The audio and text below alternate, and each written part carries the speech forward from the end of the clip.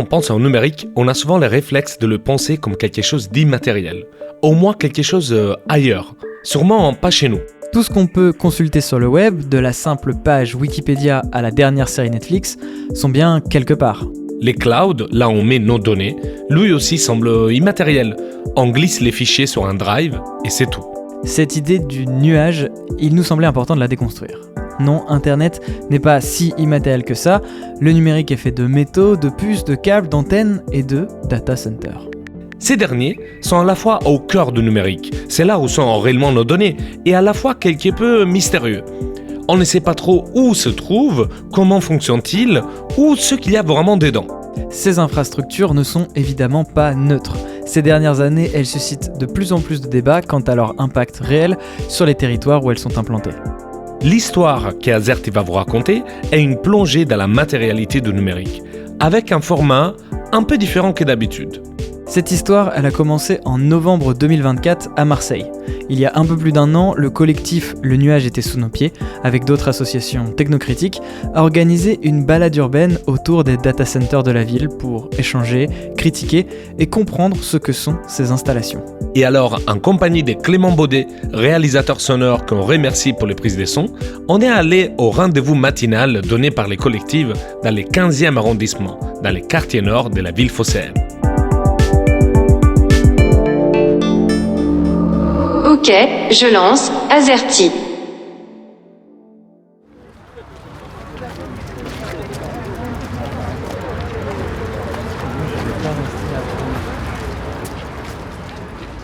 Là, on rentre dans la cité des Calades, donc on voit des tours bétonnées.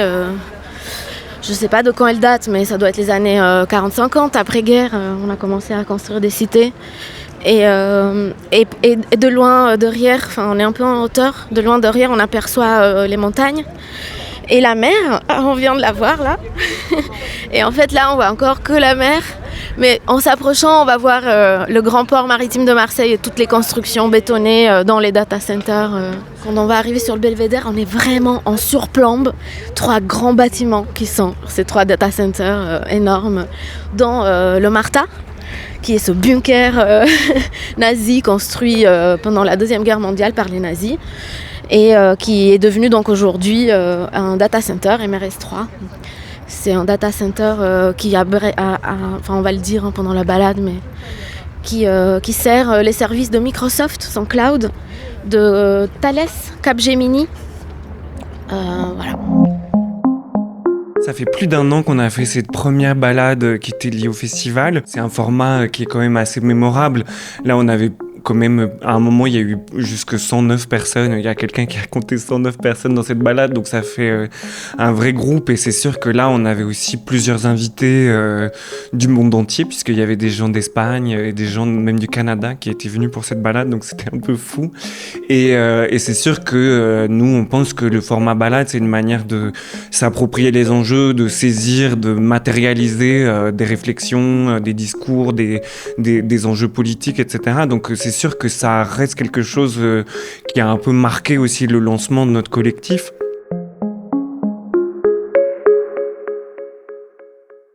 Anti, membre du collectif Le Nuage était sous nos pieds, était l'une des guides de cette balade.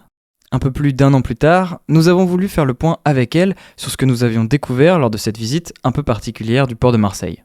Notre excursion commence à Cap-Janet, avec une vue panoramique sur le port. Max est l'une des premières personnes à intervenir et porte notre attention sur plusieurs bâtiments aux architectures variées. Donc là, si on se retourne, en fait, on les voit, ils sont là. Donc derrière nous, il y a, on voit tout au fond, c'est Marta, c'est le MRS3, le fameux bunker allemand qui a été transformé. Donc c'était un garage à sous-marins du Troisième Reich qui a été transformé en data center en 2018. Il fait 12 000 m². Au premier plan, c'est MRS2, qui est des anciennes halles Fraissinet. C'était une ancienne chaudonnerie qui a été transformée en data center plutôt en 2012, je crois. 2018, pardon. Et au premier plan, là-bas, c'est MRS4, qui est un des plus récents, qui était une ancienne friche industrielle aussi transformée en data center. Donc là, il y a les 3 premiers. Plus au fond, on voit la digue la digue du large, qui est le point d'entrée de 4 câbles sous-marins. Ouais. Il y a aussi un qui s'appelle MRS1 On finira la promenade là-bas, qui est en ville, à l'hôpital européen. Et il y en a quelques autres en ville, notamment un de Free Pro qui est à l'Estac. Voilà. Donc sans compter là, ceux qui sont en construction. Ce que vous voyez devant vous, en fait, c'est ça le cloud. Donc c'est ça Internet, c'est comme ça que ça fonctionne. Donc vous voyez que c'est quand même des structures qui sont très impressionnantes, qui sont très matérielles.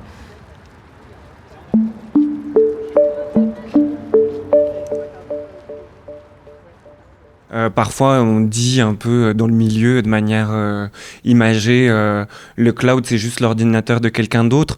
Et donc après, c'est sûr que c'est un objet technique qui a une trajectoire qui est en mutation permanente. Donc à partir de quand est-ce que c'est un data center, à partir de quand est-ce qu'il pose problème, etc.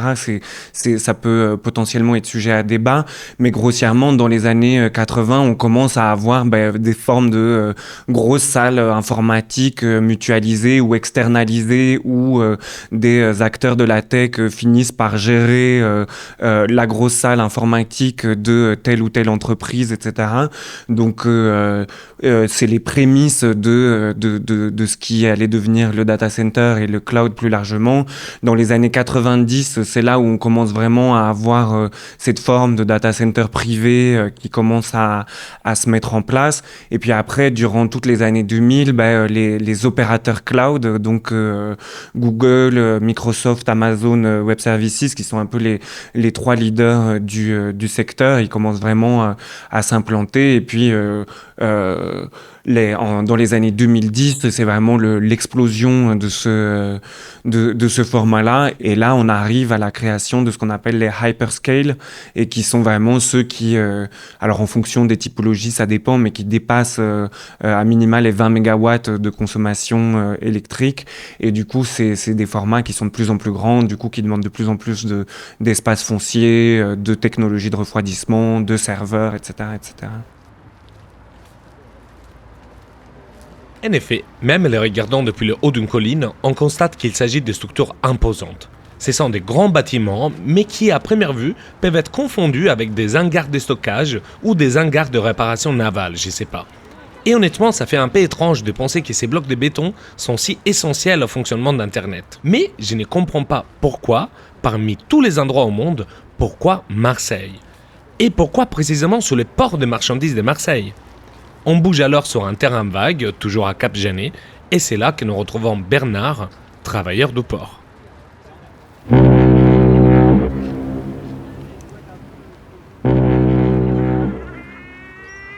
Donc j'ai à mes états de service 35 ans de port autonome, un poste d'administrateur représentant le personnel et une curiosité inlassable pour ce qui s'y passe. Parce que nous avons ici, et comme dans d'autres ports, une lecture du capitalisme contemporain tel qu'il fonctionne. Le port accueille le data center, pourquoi ?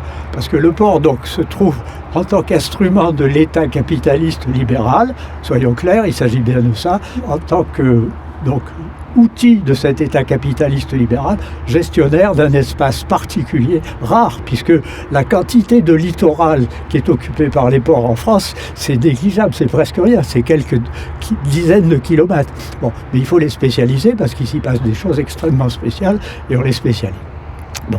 Donc l'État ne lâchera jamais les ports dans aucun pays du monde et surtout dans un pays colonial, impérialiste, à vocation dominante, fût-elle en baisse. Alors la ville de Marseille est particulièrement intéressante quand on s'intéresse au data center parce que c'est pas nous qui l'avons choisi, c'est les boîtes comme Digital Realty qui l'ont choisi, qui ont décidé de faire de Marseille un hub du numérique. Donc ils se targuent d'avoir fait passer Marseille pour l'instant 7e ville mondiale du stockage de données jusque 5e. Ils sont en train de viser la 5e place dans les capacités de stockage de données. Et du coup ils l'ont choisi notamment parce qu'il y a peu de contestations en France sur les infrastructures du numérique, parce qu'il y a une réglementation qui est favorable à ces implantations, parce que Marseille, c'est une ville où il y a pas mal d'espace foncier qui est pas cher, et à part des artistes précaires, il n'y a personne qui les revendique. Et ensuite, la plupart des grands câbles intercontinentaux viennent se plugger au réseau européen, donc se connecter au réseau européen par différentes façades et maritimes. Et Marseille est une ville très importante dans l'arrivée de ces câbles intercontinentaux.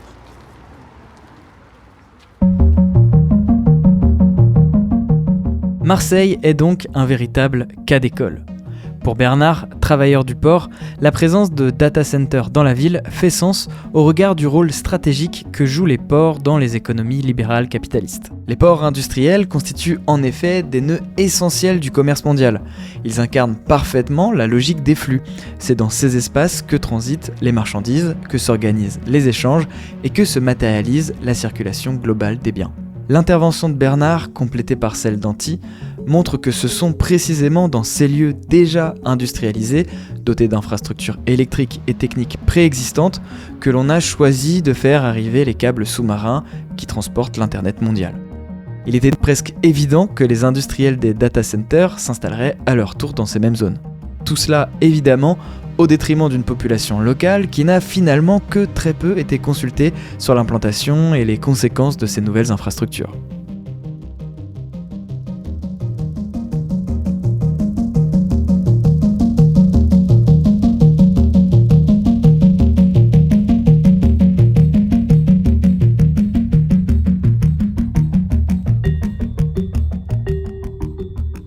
Avant le data center, il y a une chaîne de production et après le data center, il y a une chaîne de déchets, ce qui pose aussi plein d'autres problèmes sur d'autres territoires. Mais si on se concentre sur le data center au moment où il est implanté et où il fonctionne, déjà, il y a une triple prédation.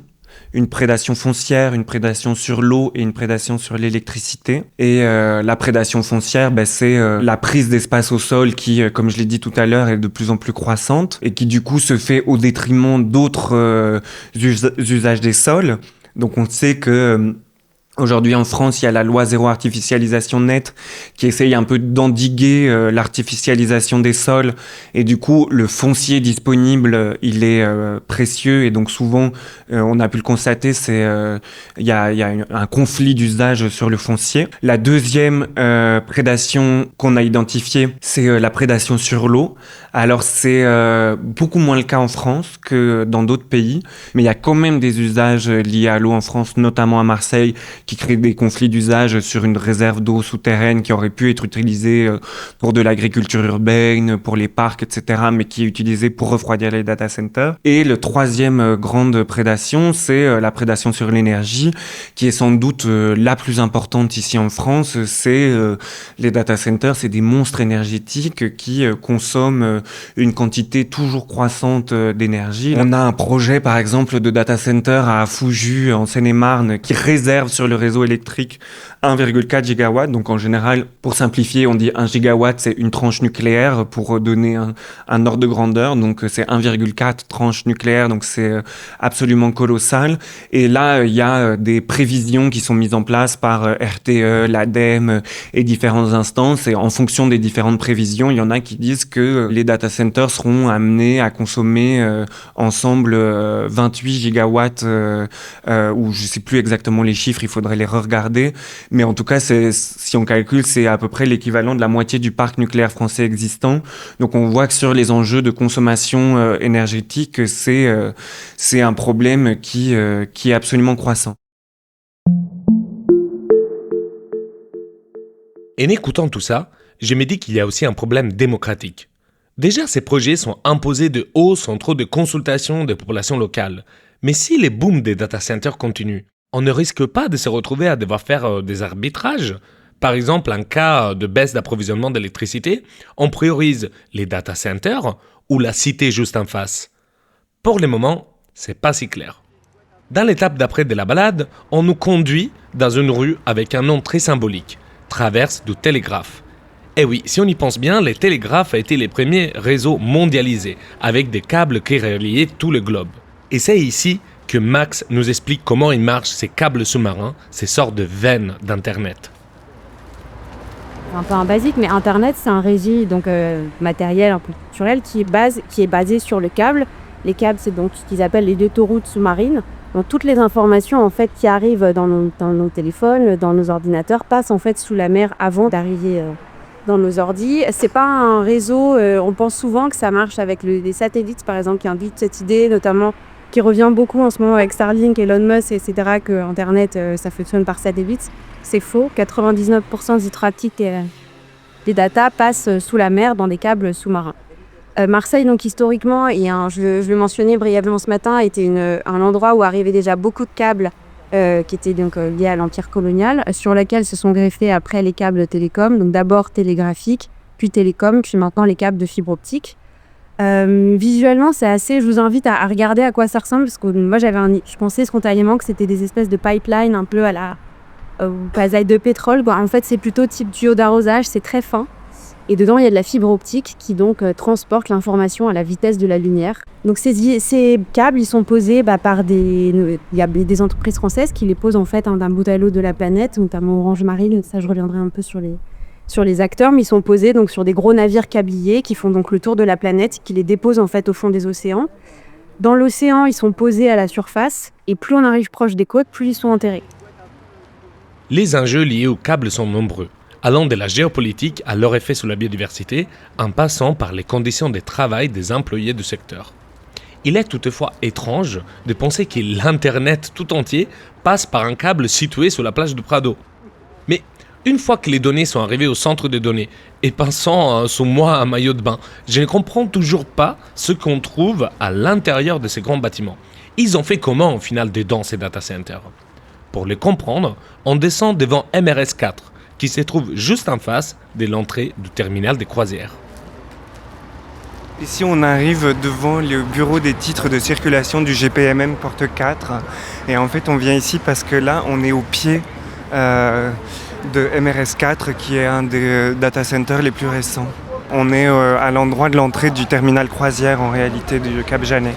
Et donc, c'est ici que se passe toute une partie des entrées voyageurs.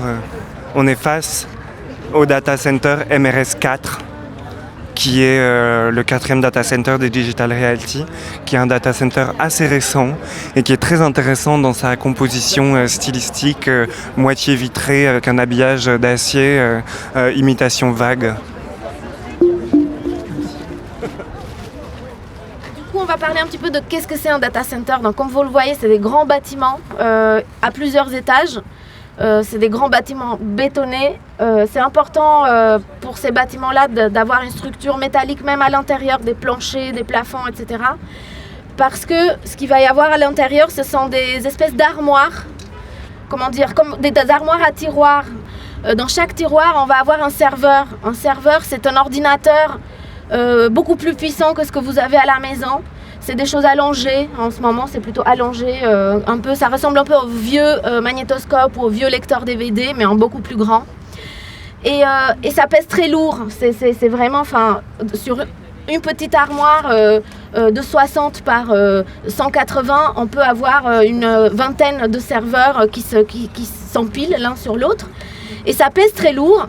Et au tout début des data centers, par exemple, il y avait régulièrement des effondrements de planchers, carrément. Donc on peut voir des photos sur Internet, moi, ça m'amuse beaucoup d'aller les voir. Il y a tout qui est contrôlé, il y a l'humidité qui est en permanence contrôlée. L'air doit être très pur, l'air ambiante, parce qu'en fait la moindre poussière, la moindre humidité supplémentaire, elle empêcherait ou elle dérangerait le fonctionnement optimal de ces serveurs-là. Et aussi ces serveurs-là, ils chauffent beaucoup. Dedans, en fait, on va avoir ce que vous avez dans vos ordinateurs, des processeurs, ça chauffe, ça marche à l'électricité, ça fait beaucoup de calculs, ça fait beaucoup de choses, ça chauffe vraiment. Donc un ordinateur, quand il est sur vos genoux, c'est chaud. Mais là, vous imaginez, vous en avez des centaines et des milliers dans une salle. Et ça fait très vite grimper la température ambiante. Or, ils ont besoin, pour bien fonctionner ces matériels composants électroniques, d'être à, on va dire, maximum 28 degrés. Donc il faut en permanence refroidir ces espaces-là. On utilise des gaz frigorigènes, donc après il y a différents types de gaz qui peuvent être mobilisés, et une des choses qui a été constatée ici à Marseille sur le MRS 3, il me semble, c'est qu'il y a des fuites dans les cuves de stockage de ces gaz, et c'est des gaz qui sont extrêmement polluants, qui ont un taux d'effet de serre qui sont très importants. Donc là ils essayent de se convertir à d'autres formes de gaz qui pourraient éventuellement avoir d'autres problématiques, mais c'est un secteur qui n'est pas encore très élaboré. Et nous on a discuté aussi avec des gens de la mission régionale d'autorité environnementale d'Île-de-France et ils constatent que c'est quelque chose d'assez récurrent, en fait, les fuites dans les cuves de gaz frigorigène. Ils ne savaient pas nous l'expliquer pourquoi, mais en tout cas que c'était quelque chose qui n'était pas du tout un cas isolé. Et puis là, la DREAL avait sommé Digital Realty à se remettre aux normes. Ça a duré un peu de temps. Digital Realty a rejeté la faute sur son opérateur Schneider Electric, etc. On commence à comprendre les problèmes que les data centers peuvent poser. Jusqu'ici, on a parlé des impacts sur le foncier, sur l'énergie, de l'accaparement des nappes phréatiques ou encore des dégâts environnementaux. Et tout cela, évidemment, c'est pas propre à Marseille. Partout où ces infrastructures s'implantent, les effets se ressemblent. En Irlande, par exemple, les data centers représentaient près de 20% de la consommation d'électricité en 2023, de quoi remettre sérieusement en question les objectifs climatiques du pays. Aux États-Unis ou au Mexique, les centres de données des géants de la tech s'installent dans des zones arides. Le foncier y est accessible, l'électricité peu chère grâce au soleil, mais ces installations contribuent à épuiser des nappes phréatiques déjà en situation de stress hydrique. D'autres exemples ont été évoqués pendant la balade, ils montrent tous la même chose. Ces infrastructures ont un impact massif et le monde entier s'y est progressivement greffé au point d'en devenir profondément dépendant.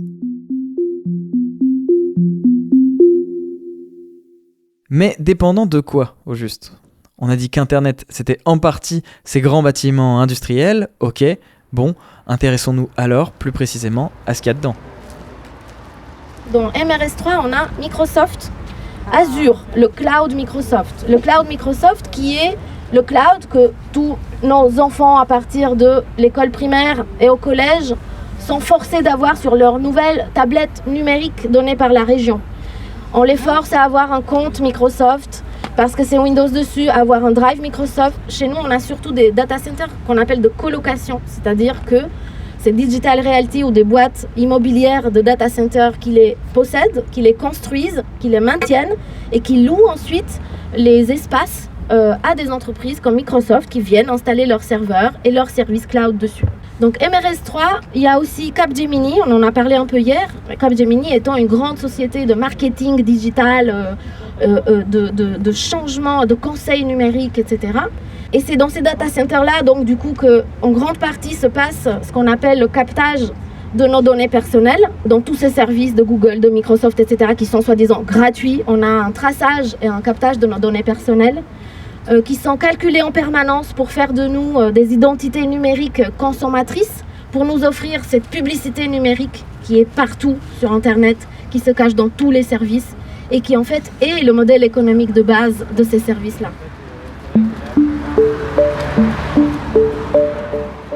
Pour moi, Guglielmo, le cloud est utile. Utile pour garder mes documents, mes notes, ça fait sens. Mais si, comme suggère Eda, ces data centers sont utilisés massivement pour du traçage et de la pub, alors pour moi, c'est pas de l'utilité publique. Et alors, on pourrait se dire qu'il suffit peut-être de diviser les deux, non ? De faire de cloud français pour des choses utiles pour les besoins des citoyens français et d'autres commerciaux. Mais malheureusement, c'est un peu plus complexe que ça. Quand on s'arrête pour manger dans un parc, Paris Marx, journaliste canadien et auteur du podcast Tech Won't Save Us, nous explique mieux comment les data centers s'intègrent sur un plan plus grand. Beaucoup des compagnies sur lesquelles on dépend sont des compagnies américaines. Maintenant, beaucoup des data centers sont construits par Amazon, Microsoft et Google, qui sont les plus grandes compagnies de cloud, de nuages dans le monde. Mais comme vous avez entendu ce matin, beaucoup des data centers qui sont construits, qui ne sont pas des data centers de Amazon, Microsoft et Google, mais sont des data centers de colocation, ont encore des éléments de ces compagnies. On a aussi des relations avec ces compagnies. Cet concept de technologie qu'on a maintenant nous fait dépendants sur les compagnies américaines n'importe où nous sommes dans le monde. Parce que ceci, c'est le modèle de technologie qui a été vendu tout le monde. Mais il y a un autre élément de ceci aussi, c'est la connexion avec les armes, avec les guerres. Et ceci, c'est place où les compagnies américaines, mais aussi les compagnies d'armes, investissent beaucoup maintenant parce qu'ils veulent vendre les solutions IA à les militaires du monde. On voit ceci maintenant très clairement en Gaza, où Israël utilise les systèmes de targeting avec l'IA pour donner lui-même la permission de tuer beaucoup plus de personnes. Ces solutions IA qui sont vendues pour les usages militaires dépendent aussi sur ces infrastructures de data center. L'armée israélienne, dépend sur les data centers qui ont été construits de Microsoft, Amazon et Google. Les data pour le targeting qui se passe en Gaza, des éléments ont été mis dans les data centers.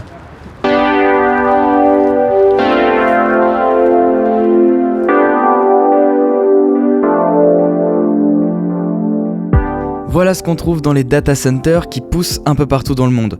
Des usages civils, commerciaux et militaires qui cohabitent dans les mêmes infrastructures. Pour le dire simplement, mes photos de vacances peuvent être stockées au même endroit que des modèles d'intelligence artificielle utilisés pour faire de la surveillance ou même pour mener des opérations militaires. Tout ça, ça se passe dans des grands bâtiments en béton qui prennent de la place dans les villes, consomment énormément d'énergie et ont un impact bien réel sur l'environnement des territoires où ils s'installent. Pour finir cette émission, on voulait simplement revenir à la lutte. On a beaucoup parlé des infrastructures, de leur impact écologique, des logiques économiques qui les sous-tendent. Reste une question simple. Aujourd'hui, où en est le combat du collectif ? Où en est la bataille ? On a demandé à Anti de faire le point sur tout ça.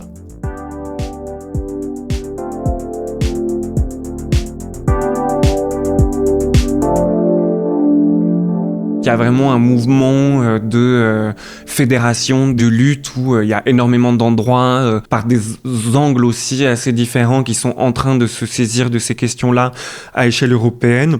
Il y a la tentative de faire exister des espaces de discussion intercollectifs et de stimuler aussi des luttes prochaines. Et notamment pour ça, on a fait une carte des luttes existantes, mais aussi une carte des projets de data center en cours qu'on a fait circuler via l'association Terre de Lutte, via Reporter, etc., pour essayer de donner des envies aux gens de se mobiliser et de se saisir de ces sujets-là.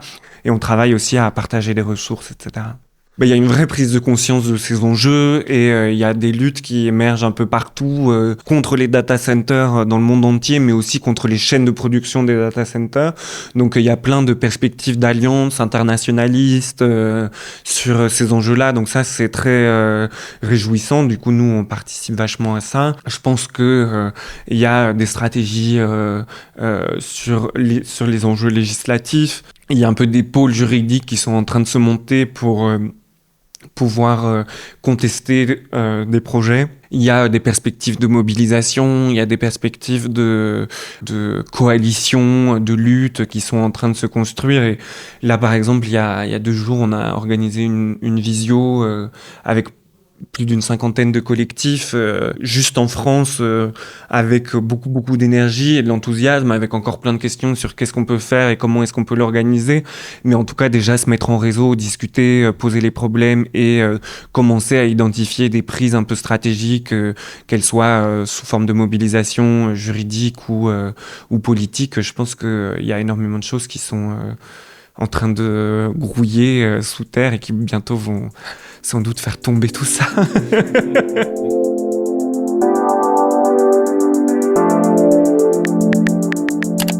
Un immense merci au collectif Le Nuage était sous nos pieds pour l'organisation de cette balade.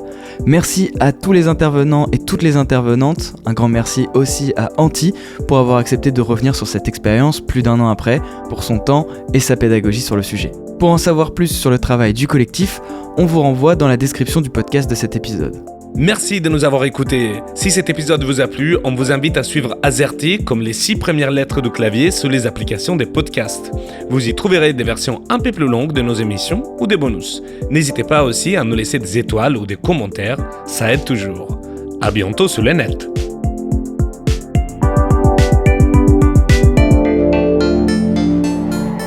Azerty.